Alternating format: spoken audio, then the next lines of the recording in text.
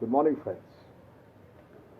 Yesterday I talked about the 33 strategies of war.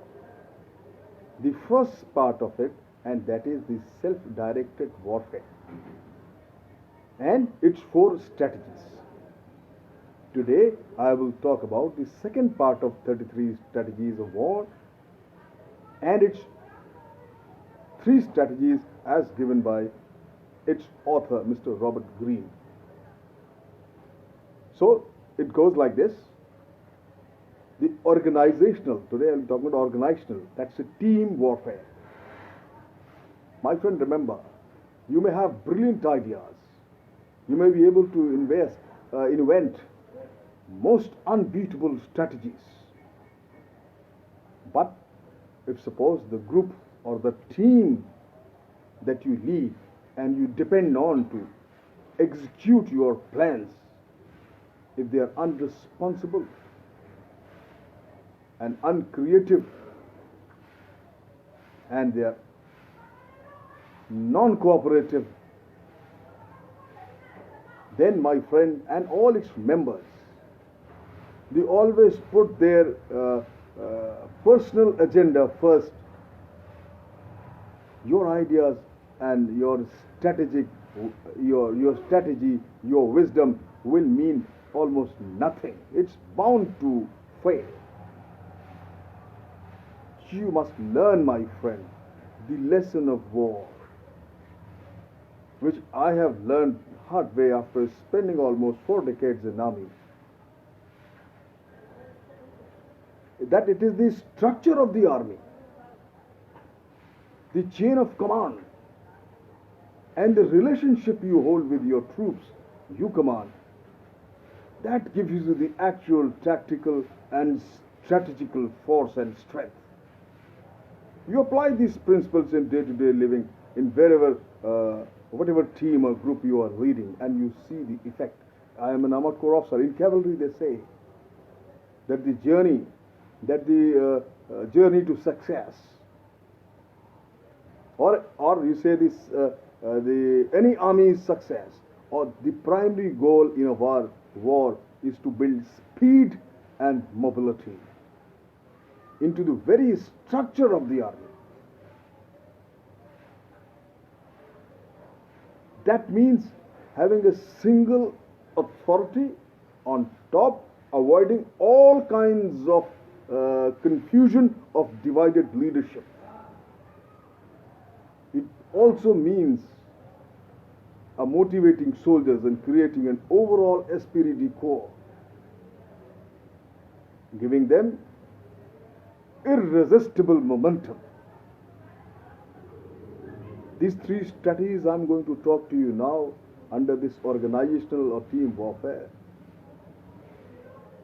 will give you the strategic options, will give you the possible organizational models to follow, as well as the disastrous mistakes to avoid. So, my friend, the fifth strategy of Mr. Robert Greene is that avoid the snares of groupthink. That is your command and control strategy. The problem in leading any group is that people inevitably have their own agenda. You have to create a chain of command in which they do not feel constrained by your influence, yet follow your lead. Create a sense of participation, but do not fall into groups think, the irrationality of collective decision making. It surely said, one of the greatest generals, he said, for what the leaders are, that will be the men below them, surely, and take it as a cardinal principle. That's a rule. Rely on the team you are leading, but do not be its prisoner any time. You can trust your subordinates' skills, but they should never be the decision makers. Ultimately, the decision has to be yours. In any group, in any team, there always a person or a guy who is like a behave like a political man. He will, my friend, immediately isolate such political molds and slowly weed them out. Pay attention to your decisions and orders. Vague orders are worthless.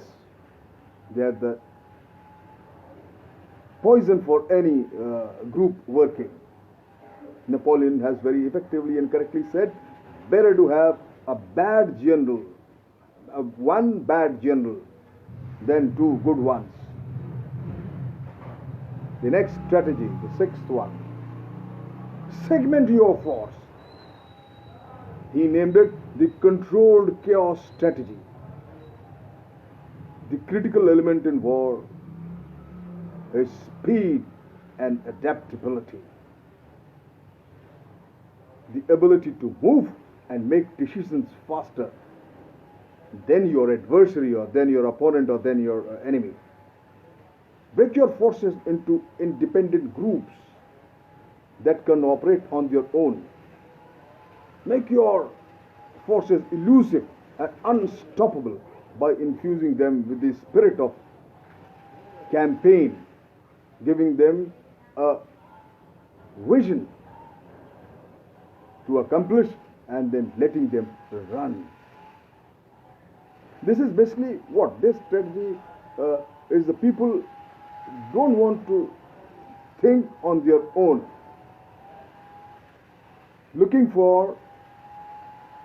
everyone is looking for recipe for success.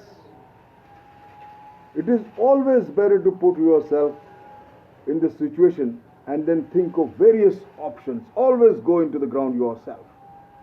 Weigh every ways and pros and cons and then take decision. This is called the strategic depth thinking and as opposed to formulaic thinking.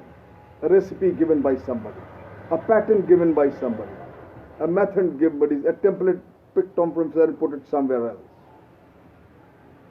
Structure your group accordingly, according to your strengths and weaknesses. My friend, every individual has got some kind of the other idiosyncrasies or habits. So do not struggle with your soldiers' idiosyncrasies. Rather, you send them into the virtues. Keep your mind as fluid, my friend, and as adaptable as the army you lead. The seventh strategy says, transfer your war into a crusade. Morale strategies, basically. The secret to motivating people and maintaining their morale is to get them to think less about themselves and more about the group. Involve them in a cause, a crusade against a hated enemy. Make them see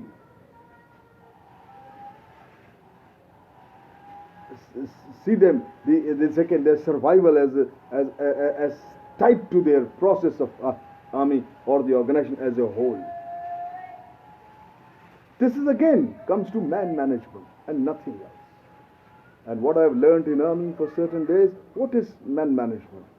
Basic. I'll just rattle out the points in the management. Remember that anywhere you put it up, you will be successful. First, unite your troops around your cause. Make them fight for an ideal. Second, keep their bellies full. Self-explanatory. Third, always lead from the front. Set an example. Fourth, concentrate on their physical and psychological strength. And you must also know as a leader how to manipulate it. Fifth, play to their emotions. Always remember, my friend, as a leader, as an army man, I have learned The best way to motivate is not through reason but through emotions. Sixth, mix harshness with kindness. That means you should have a balance between your punishments and rewards. Seventh, build the group's myth. Eighth, what is the myth, group's myth? My Rajmant, Naam, Namak, Nishan. Rajmant ki izzat, meri izzat. You have to, the traditions, the culture of your Rajmant, the people, the institution you lead, built upon that. Eighth, be ruthless with grumblers. Don't spare them. These simple basic principles you apply anywhere in the management and you are there. Remember, my friend, Napoleon has said one very beautiful thing. If you wish to be loved by your soldiers, husband their blood and do not ever lead them to slaughter. Thank you very much.